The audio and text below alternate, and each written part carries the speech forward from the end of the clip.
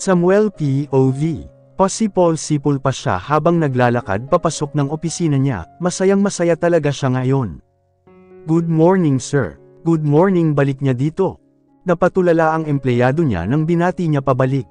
Bulong-bulungan naman ang iba, nagugulat sa inasal niya ngayon lang kasi nilang nakita na nakangiti ang kanilang boss. Lagi na lang kasi itong nakakunot ang noo tuwing papasok, at malamig pa sa yelo pag binati. Masaya siya dahil sa wakas natagpuan na rin niya ang hinahanap niyang babae. Papasok na siya ng opisina niya nang makita niyang nag-uumpukan naman ang mga kaibigan niya sa harap ng sekretarya niya. Nauna pa ang mga ito sa kanya. Ano na naman kaya ang kailangan ng mga ito, at mukhang magugulo naman ang opisina niya. Dude, late ka na, nauna pa kaming pumasok sa'yo. Si Nike na nakapamewang nasabi nito sa kanya. Ano naman ang kailangan niyo ngayon? Ang aga nyo naman mga pit opisina, wala ba kayong mga trabaho?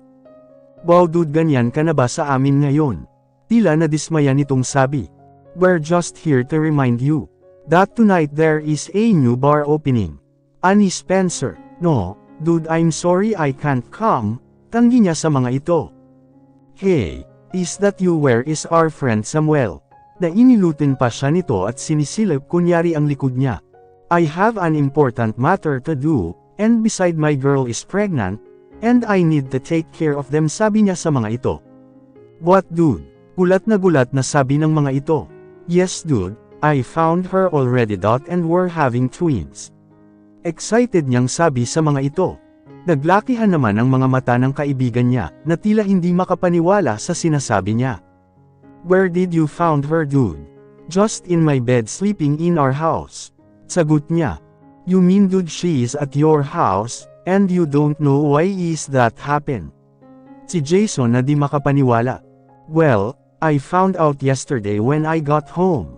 I wanted to see my sister, but when I entered my room, I saw her sleeping in my bed. Natatawa niyang kwento sa mga ito. Is she the girl Lexi brought in my hospital? Tanong ni Arnold. Yes she is. I'm so happy that nothing happened to our twins. Can't believe dude, for almost a month thinking where can I see her, now she's with me. That's why when I saw her, it's like she's familiar to me. Now I remember the painting in your condo. She looks like Arnold said. Imagine you're going to be a father. Congrats dude, ninong ako dyan, biro sa kanya ni Spencer. She's the only daughter of Mr. Roberto Harrison, dugtong pa niya. So she's the heiress of Harrison Enterprise, ha, dagdag pa ni Nike. But that company is sinking dude. Yes, that's why Karen is bugging me, because she knows that if she got me I can save their company. And that will never ever happen. Last night I asked my sister kung saan niya ito natagpuan. She told me na tumatakbo ito papalabas ng subdivision. One of Lexi's friend's house. And when she asked to bring her home, iyak ito ng iyak kasi ayaw daw umuwi. Baka sasaktan lang daw, at ibenta para isalba ang kumpanya nila. You should have to find out dude. And Jason, please, I need your help. Why she got in my condo. And why she's drunk that time. Pakiusap niya dito. Don't worry dude, I'll help you. Anyway Arnold, di ba ikaw ang nagbayad sa babae, para dalhin sa kondo ni Samuel? Tanong ni Spencer. Yes, pero ang kinausap ko noon ay yung manager ng Limits, siya na daw ang bahala na magdala ng babae doon, napapakamot sa ulo nitong sabi. Kaya napahilamos na lamang si Samuel, kung paano niya malalaman ang may gawa noon kay Lauren. I already checked the TV in my condo, but the man who brought her, nakatikip ang mukha so we cannot know who are they, or sino ang may gawa. But for the meantime dude, ingatan mo ang mag-iinom mo. Baka may gustong manakit dito. And talk to her also who's behind this, payo pa ni Arnold sa kanya. Yeah, I have to do that. Wag lang nilang masasaktan ito. Mananagot talaga sila sakin, lalo na buntis ito sa mga anak niya, nakakuyom niyang sabi. Naputol ang pag-uusap nila nang magring ang intercom niya. Yes Miss Gopaz. Sir, your sister is here and a woman with her. I let them come. Ang tanong pa nito. Yes, let them in. Dali-dali siyang lumabas at sinalubong ang mga ito. Hi baby, I miss you. Agad niyang niyakap si Lauren, at hinalikan sa noo at labi nito. medyo nagulat pa ito sa ginawa niya.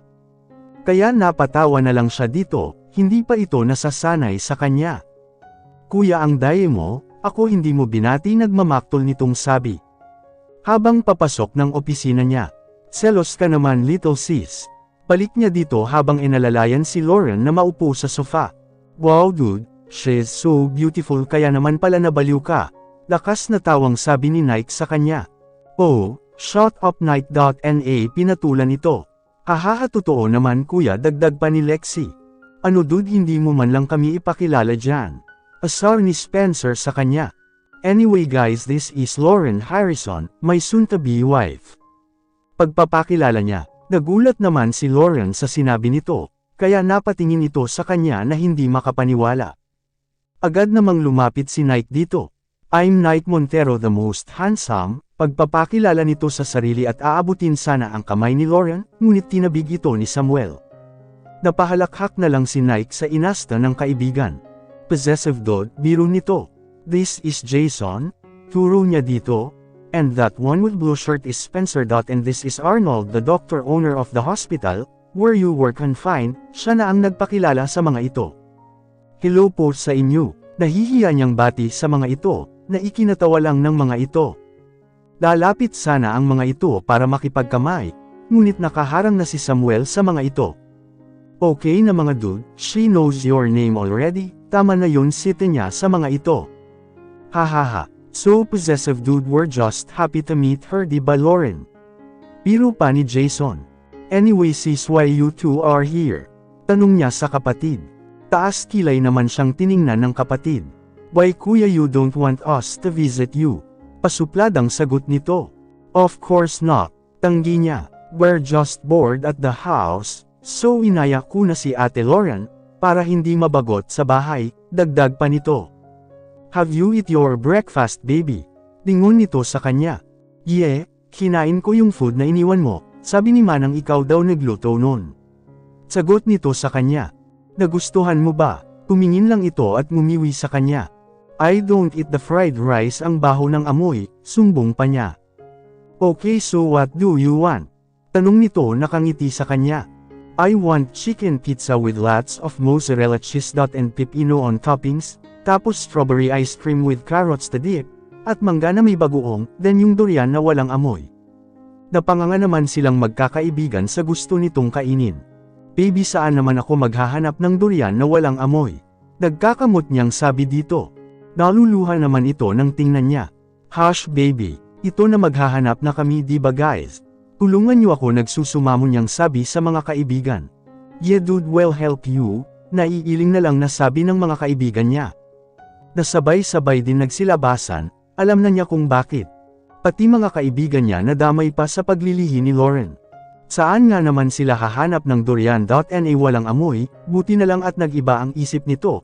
At ayaw na ng durian, kaya nakahinga silang magkakaibigan kung saan hahanap nito. Kahit mahirap masaya siyang pagsilbihan ito, lalo na't para sa kanyang mga anak ito. Maaga siyang nagising para ipagluto ito ng almusal, bago siya pumasok ng opisina, gusto niyang siya ang nag-aasikaso dito. Kaya nang makapagluto binalikan niya ito sa kwarto, at gigisingin para kumain.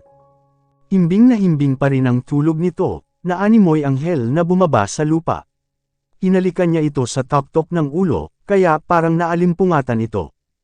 Baby, gising na mag-aalmusal ka na. Mamaya naantok pa ako, nakapikit pang sabi nito.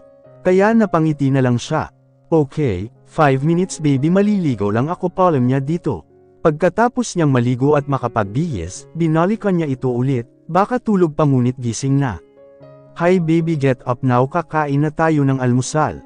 At nang patayo na ito sa kama, ay agad niyang nilapitan at inalalayan sa pagtayo. Morning baby sabay halik niya dito sa labi.